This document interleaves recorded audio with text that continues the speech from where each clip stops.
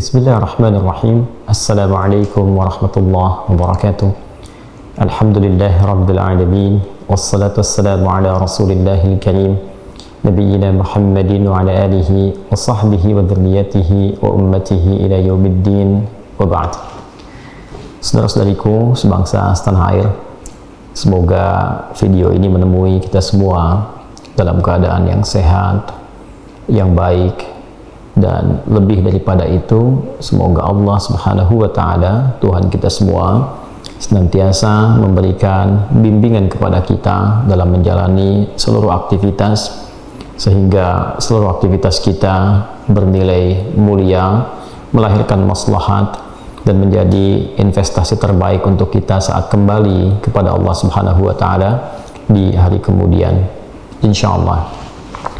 Saudara-saudariku, seperti kita ketahui bahwa alhamdulillah di malam yang lalu KPU, Komisi Pemilihan Umum, telah memfasilitasi satu momen debat calon presiden yang pertama dari 5 agenda debat, baik itu capres ataupun cawapres yang diagendakan di dalamnya. Yang pertama, tentu kita sangat bersyukur pada Allah Subhanahu wa Ta'ala bahwa kita, masyarakat bangsa Indonesia, telah memiliki calon presiden untuk periode 2024-2029. Dalam situasi apapun, ini adalah anugerah yang Allah berikan kepada kita, ditampakkan kepada kita 3 calon pilihan.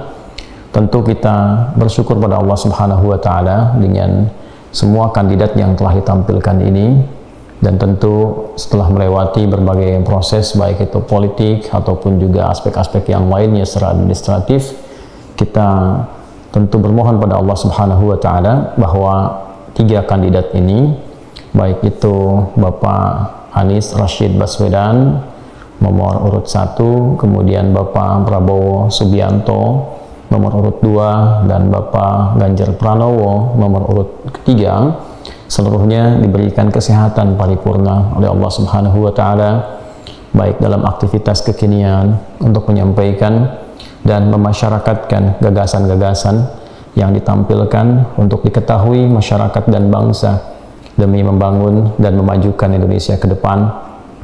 Juga kita harapkan seluruhnya tanpa kecuali diberikan kesehatan paripurna hingga masa pemilihan, masa juga bila Allah berkehendak terpilih ataupun yang lainnya juga bisa menemani dan bekerja sama untuk membangun Indonesia ini lebih baik.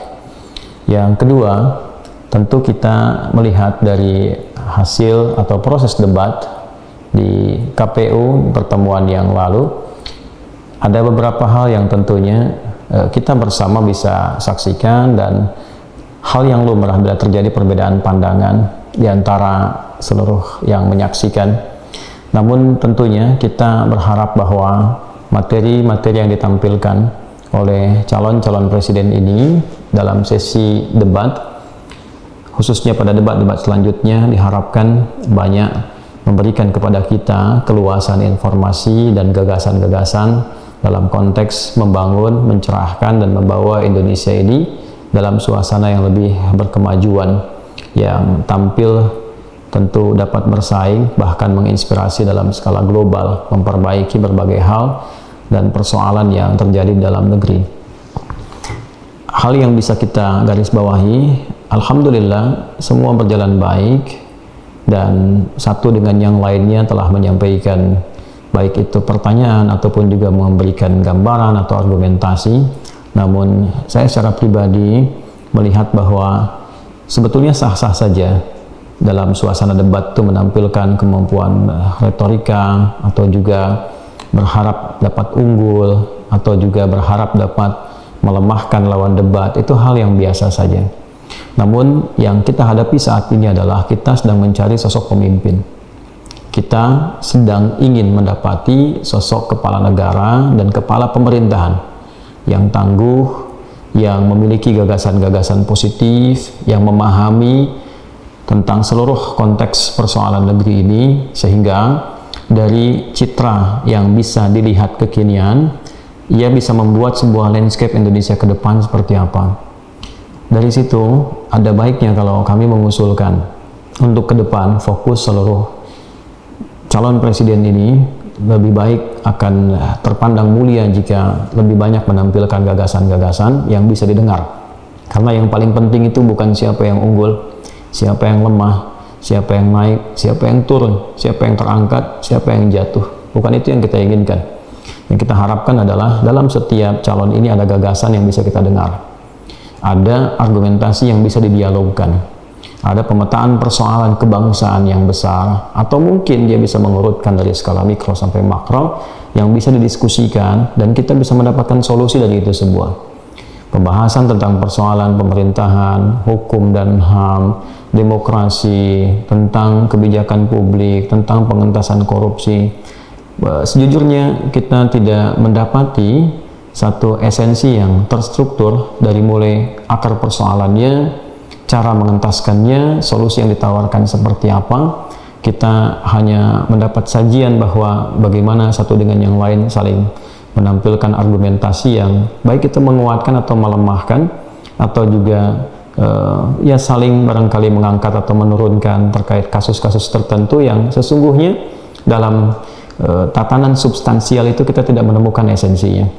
Ya, kalau kita mau urutkan misal dalam kasus korupsi, ya belum kita dapati sosok yang bisa menampilkan apa akar korupsi di Indonesia ini, sumbernya dari mana, lalu uraiannya seperti apa, mengapa kemudian bisa mengakar di setiap lini kehidupan berbangsa dan bernegara, apa gagasan yang ditampilkan untuk bisa mengentaskan itu semua sebagai solusi ke depan bahwa Indonesia di periode kepemimpinan 2024-2029 seorang presidennya memiliki satu visi dan kinerja atau rancangan program dan kerja untuk mengentaskan semua turunan korupsi ini, sehingga setidaknya kita tidak bisa mendengar lagi ada korupsi di Indonesia dengan masif, atau mungkin kita bisa sangat berbahagia ketika satu saat kita bisa mendapati realita bahwa dengan program yang digagas saat ini korupsi berakhir misalnya dalam 5 tahun kepemimpinan atau mungkin 100 hari pertama dan sebagainya. Saya kira itu hal-hal yang sangat esensial bisa kita dapati, bisa kita dengar, sehingga setiap calon presiden ini kita mendengar gagasannya, bukan cara menjatuhkannya, walaupun dalam debat itu sah-sah saja, atau mungkin bagaimana cara menampilkan retorika itu yang bagus sekali, ya hal-hal demikian, tapi akan lebih bagus jika seluruh calon-calon presiden yang berdiskusi atau berdebat ini menampilkan gagasan kepada publik sehingga semua bisa saling mendengar dan adu argumennya adalah adu argumen yang berkelas, ya, yang selain bisa mendapatkan barangkali uji tonton dari publik, juga publik merasakan harapan-harapan ke depan karena calon presiden ini mengetahui dasar-dasar persoalan kebangsaan, kemasyarakatan, dan ada harapan bahwa oh ini kinerjanya, ya itu barangkali yang memang situasinya tidak bisa dipungkiri secara politik, formulasi yang terjadi pada saat ini. Ya, kita berdoa tentunya pada Allah Subhanahu wa taala agar semua kita dirukunkan, ya, dan dibimbing oleh Allah untuk berpikir pada satu tujuan. Ya, berbeda-beda tetapi tetap satu tujuan.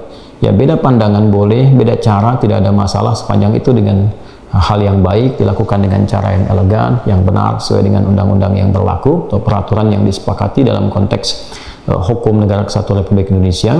Namun tetap kita punya satu tujuan yang sama, ya, Bhinneka Tunggal Ika seperti yang sering kali kita sampaikan.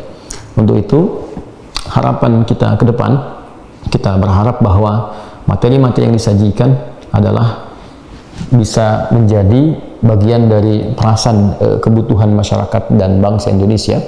Ya, kalau kita bisa berharap panitia dari debat ini bisa menyajikan intisari kebutuhan berbangsa dan bernegara dan menurunkan satu wewenang-wewenang yang menjadi otoritas atau juga bisa dikatakan yang menjadi kewenangan dari kepala pemerintahan dan kepala negara ini, sehingga kita bisa mengetahui dengan wewenang yang diberikan kepada seorang presiden itu, baik sebagai kepala negara, kepala pemerintahan, apa yang tiga calon presiden ini akan lakukan dengan itu semua.